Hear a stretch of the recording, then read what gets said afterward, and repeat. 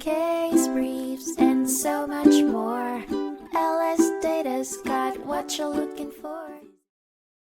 In 1994, the New Jersey Supreme Court heard the case of New Jersey Coalition Against War in the Middle East v. J.M.B. Realty Corp, which focused on the balance between private property owners' rights and the public's right to free speech and assembly.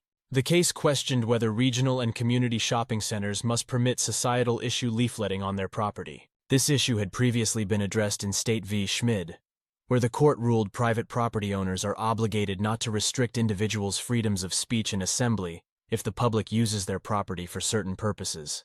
In that case, the court established a standard to determine if the property owner's right to exclude free speech is limited, and if the free speech activity fits the private property's public use adequately.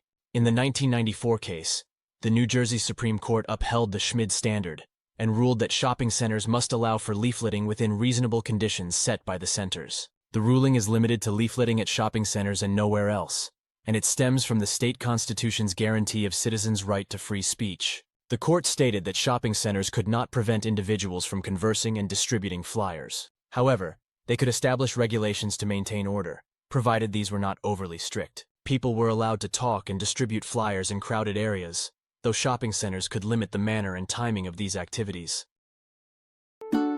Case briefs, and so much more. LSData's got what you're looking for. Visit lsd.law, elevate your mind. Leave the stress of class.